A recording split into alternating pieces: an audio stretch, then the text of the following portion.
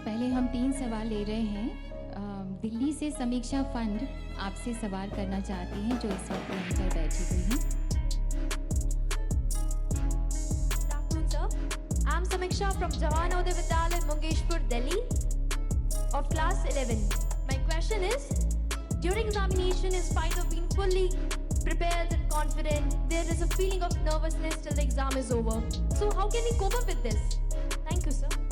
पूरी तैयारी और आत्मविश्वास के बावजूद परीक्षा समाप्त होने तक डर लगा रहता है। इस स्थिति का सामना कैसे करें? मायने इसी से मिलता जुलता एक सवाल संजना ने भी पूछा है, रिपब्लिक टीवी के माध्यम से पूछा है। While writing exams, I tend to forget important diagrams, formulae and definitions, even though I have studied it many times. How do I manage it better? ऐसा ही सवाल कई बच्चों ने पूछा है। हर्ष शुक्ला हैं, जो कि 9वीं कक्षा के छात्र हैं और पुणे में रहते हैं। पूछ रहे हैं कि परीक्षा के समय हम अति कठिन तैयारी करते हैं, खाना पीना तक भूल जाते हैं। ऐसे समय में जब प्रश्न पत्र देखते हैं तो हमें कुछ भी याद नहीं आता और हम अपना आत्मविश्वास खो बैठते हैं। मेरा प्रश्न ये है कि हम ऐसे समय में अपने आत्मविश्वास को कैसे बनाए रखें और उसे चूर न होने दें। माननीय प्रधानमंत्री जी, कृपया इस बारे में हम सबका मार्गदर्शन करें। आप में से कितनों को लगता है कि आपका आत्मविश्वास हिल जाता है? कितनों को लगता है? ये सवाल बहुत से बच्चों ने पूछा है और ये बिल्कुल सही सवाल है कि मेहनत में कोई कमी नहीं होती है। खुद ने भी मेहनत की होती है, अपने पेरेंट्स ने भी की होती है, टीचर्स ने भी की होती है, हमने भी ईमानदारी से की होती है। ऐसा नहीं कि भाई टीचर को अच्छा लगे या माँ बाप को अच्छा लगे इसलिए कर, ईमानदारी से की है। लेकिन एक चीज होती है, अगर आत्मविश्वास नहीं है तो कितनी ही मेहनत क्लासरूम में बैठते हैं, एक शब्द याद आता है, ये भी आता है उस किताब में है, फिर याद आता है उस पेज पर है, फिर याद आता है उस पेज की 5वीं 6ठी लाइन में ही है, सब याद आता है, शब्द याद नहीं आता है। ऐसा होता है ना?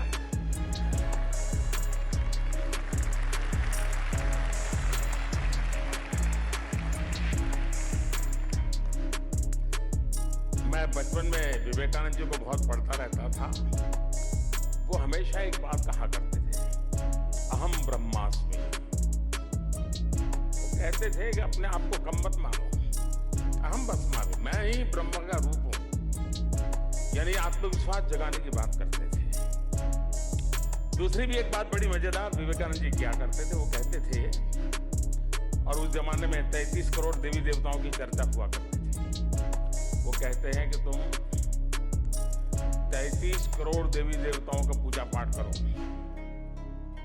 33 करोड़ देवी देवता तुम पर आशीर्वाद बरसाएं, सारी कृपा बरसाएं, लेकिन तुम्हारे अंदर कोई विश्वास नहीं होगा, आत्मविश्वास नहीं होगा, वो 33 करोड़ देवी देवता भी कुछ नहीं करेंगे।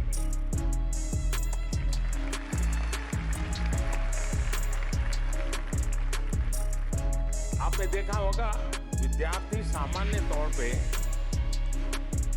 सरस्वती की पूजा करते हैं। हमारे यहाँ आराध्य देवी सरस्वती मानते हैं, लेकिन जिस दिन एग्जाम देने जाते हैं उस दिन हनुमान जी को,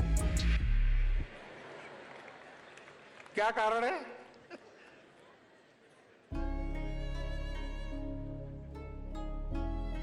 ऐसा क्यों करते हैं? सामान्य तौर पे सरस्वती को विद्या की देवी के रूप में लोग करते हैं, लेकिन बहुत सारे बच्चे एग्जाम देने के लिए जाते हैं तो हनुमान जी का मंदिर होगा वहां जरा। मैं जब छोटा था तो मैं उसकी मजाक उड़ाता था और मैं कहता था कि हनुमान जी को इसलिए नमन करके जाता है कि अगर एग्जाम में चोरी करने के लिए कोई चीट लेके गया है और पकड़ा गया तो मास्टर जी को पता होना चाहिए कि हनुमान जी का भक्त है, दिखा देगा।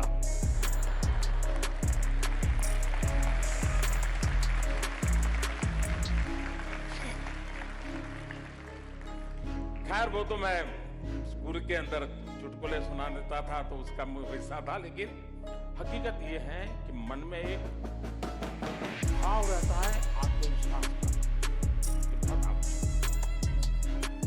और ये आत्मविश्वास कोई जड़ी बूटी नहीं है कि मम्मी कह दे आज एग्जाम में जाने से पहले ये टैबलेट ले लेना, वो ऐसे नहीं होता। आत्मविश्वास वो कोई लंबा सा भाषण सुन ले तो भी आत्मविश्वास आ जाता, ऐसा नहीं। हमने अपने आप को हर पल कसौटी पर कसने की आदत डालनी चाहिए। कभी मान लीजिए हमारे घर में कहीं पर छोटी पहाड़ी है या घर के पास कहीं कोई बड़ा मकान है, स्टेयरकेस है, होता है कि अभी 3 मंजिला मकान है, चलो देखते हैं 3 दोस्त, सबसे पहले स्टेयरकेस पे कौन चढ़ के जाता है? जो चढ़ेगा उसको आत्मविश्वास आएगा, जो नहीं चढ़ेगा उसको लगेगा मैं भी चढ़ूं, वो दूसरे दिन मेहनत करेगा।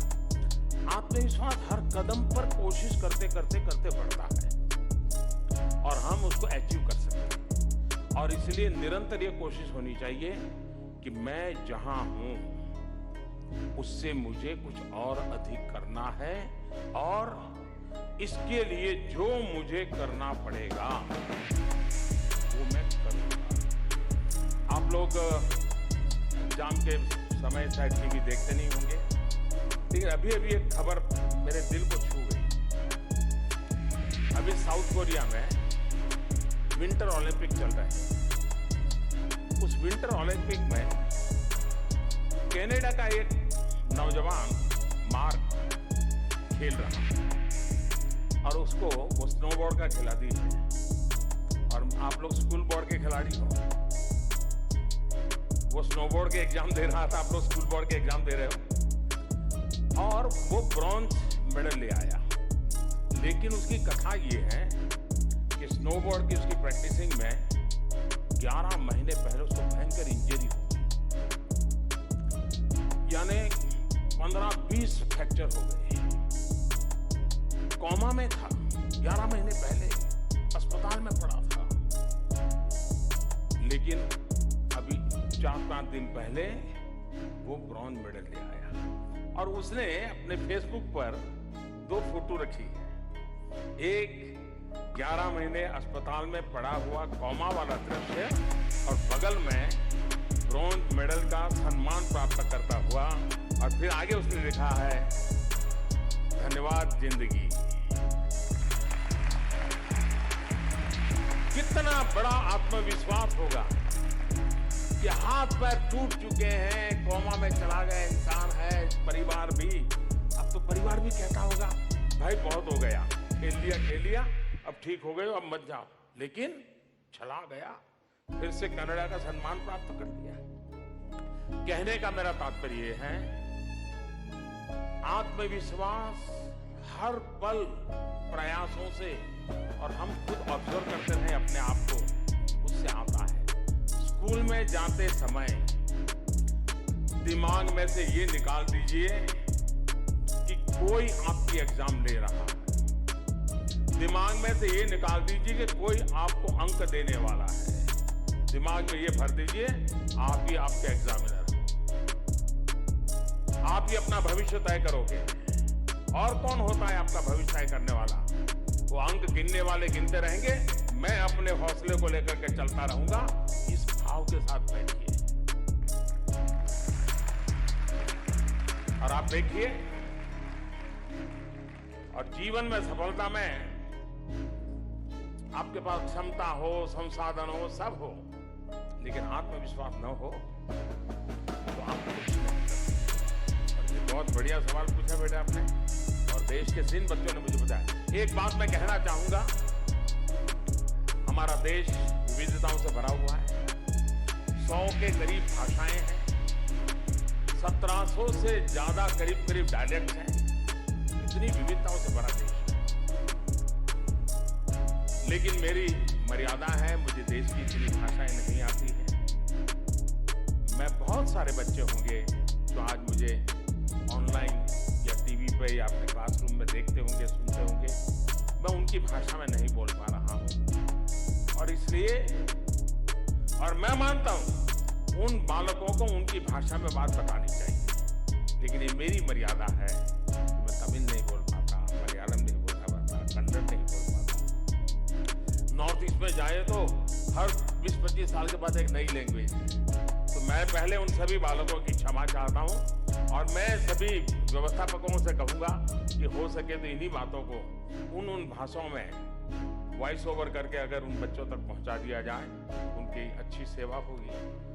Next question.